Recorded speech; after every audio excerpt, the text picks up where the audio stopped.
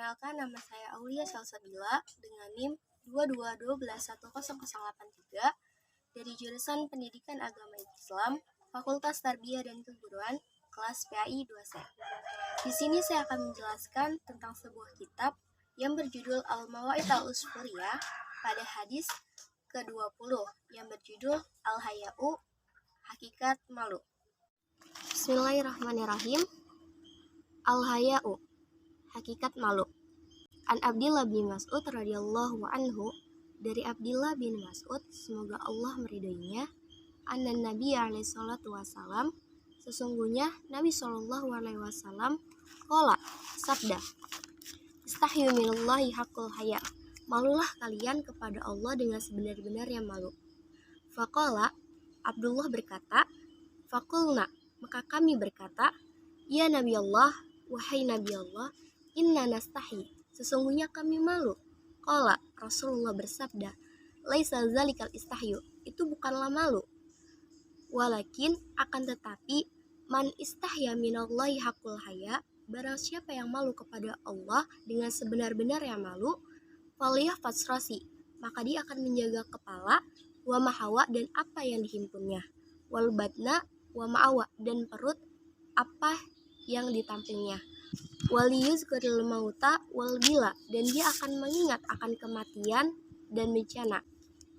Waman aradal akhirata tarkal zinatal hayatad dunya, barang siapa yang menginginkan akhirat, maka ia akan meninggalkan kemewahan kehidupan di dunia.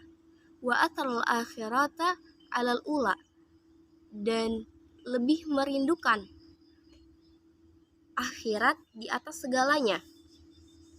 Faman fa'ala zalika, barang siapa yang melakukan itu, faqad istahya minallahi haqqul haya, maka ia telah malu kepada Allah dengan sebenar-benarnya malu. Qala Nabi alaihi salatu wasalam, Nabi sallallahu alaihi wasallam bersabda, al-haya'u minal iman, malu itu sebagian dari iman. Kama ja'a fil hikayah, sebagaimana yang diceritakan dalam sebuah cerita yang lain, anna imro'atan atat Nabi alaihi salatu wasalam, sesungguhnya ada seorang wanita yang datang menemui Rasulullah sallallahu alaihi wasallam. Waqalat, wanita itu berkata, ya Rasulullah, wahai Rasulullah, inni aznabtu zanban aziman, sesungguhnya saya telah melakukan dosa yang sangat besar. Fadawini, maka rusaklah saya. Faqala Rasulullah sallallahu alaihi wasallam, maka Rasulullah sallallahu alaihi wasallam berkata, tubi ilallahi ta'ala, bertobatlah kamu kepada Allah ta'ala. Faqalat, wanita itu berkata, innal arada qad arafa zanbi, sesungguhnya bumi telah mengetahui semua dosaku. Wa aznabtu alaiha, dan aku telah melakukan dosa kepadanya. Wa hiya tashhadu alayya yaumal qiyamah, dan dia akan memberikan kesaksian kepadaku di hari kiamat. Faqala Nabi alaihi salatu wasalam, maka Nabi sallallahu alaihi wasallam berkata, fa innaha, maka sesungguhnya bumi, la tashhadu alaiki, tidak memberikan kesaksian kepadamu. Qala Allah Ta'ala, Allah berfirman, yauma tubaddalul ardu ghairal ardi, pada hari di mana Allah mengganti bumi dengan bumi yang lain. Faqalat, wanita itu berkata, inna sama, sesungguhnya bumi, qad arafat min fauki, telah mengetahui dosaku dari arah atas. Wahiyya tashhadu alayya yaumal qiyamah, dan dia akan memberikan kesaksiannya kepadaku di hari kiamat.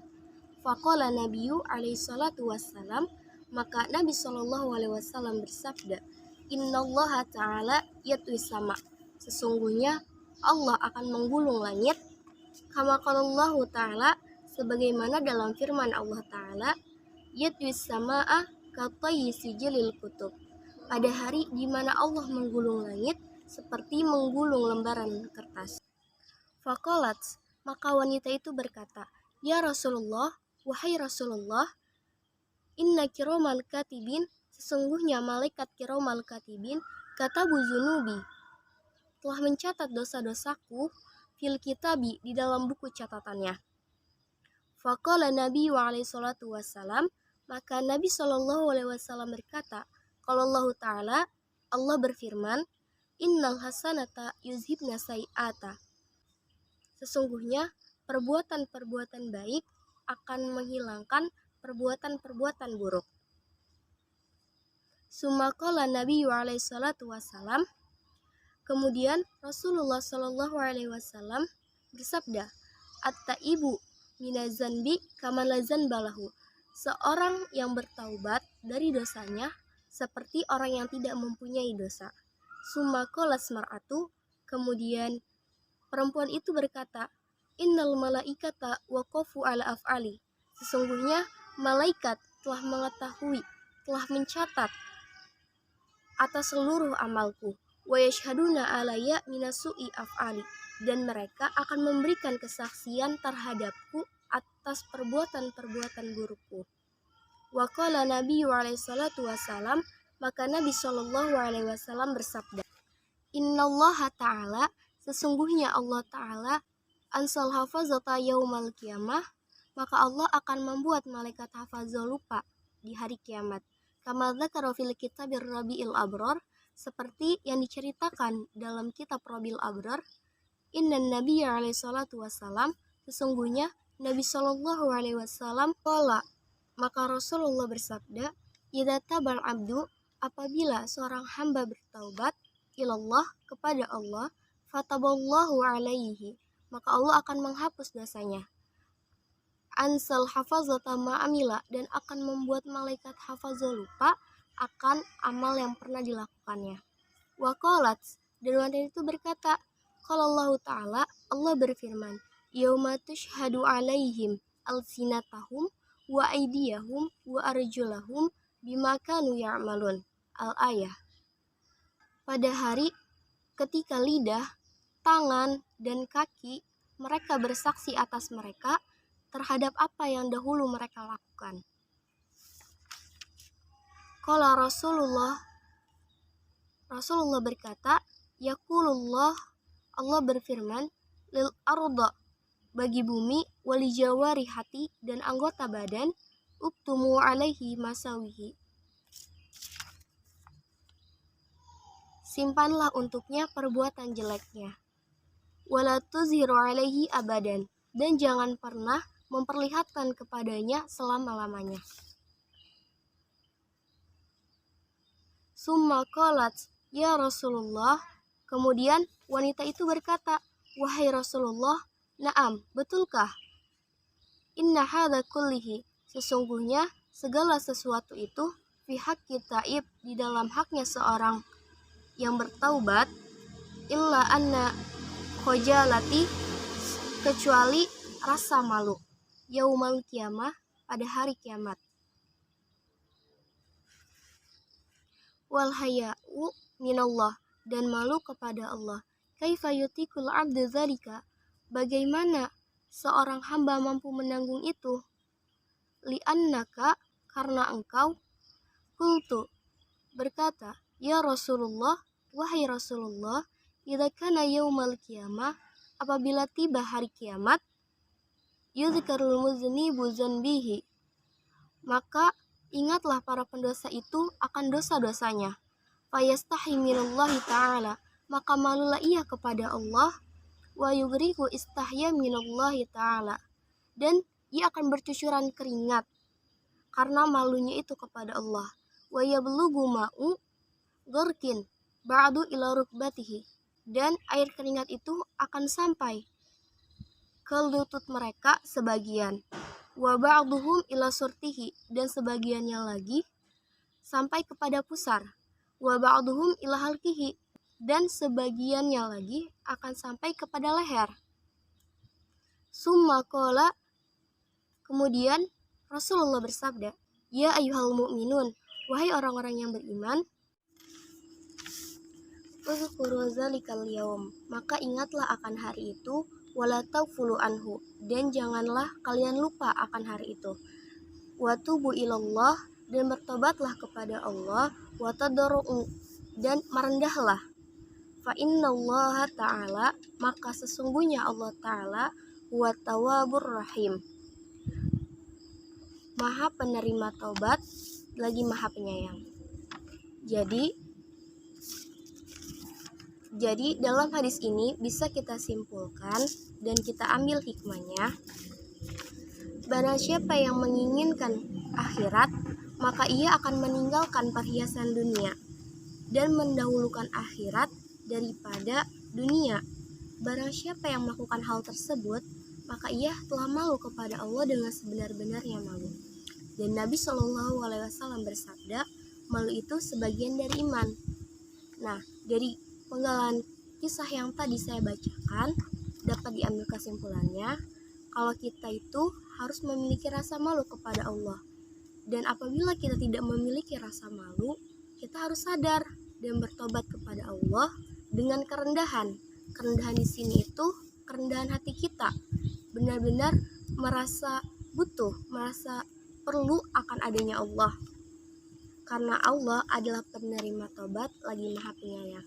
Terima kasih.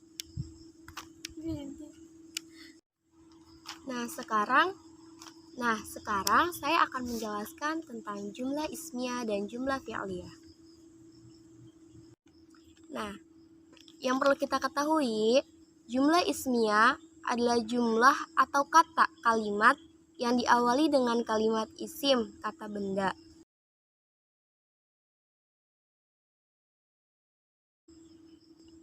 Nah, di sini saya akan menjelaskan tentang pengertian mubtada. Mubtada adalah subjek jumlah ismiyah yang terletak di awal jumlah. Sifat mubtada adalah harus berupa isim ma'rifat. Dan i'rabnya harus rofa. Rofa itu tandanya domah. Nah, pengertian khobar. Khobar adalah predikat pada jumlah ismiyah dan berfungsi menerangkan keadaan si mubtada, serta bisa berupa kata atau kalimat yang bisa kita sebut sebagai anak kalimat.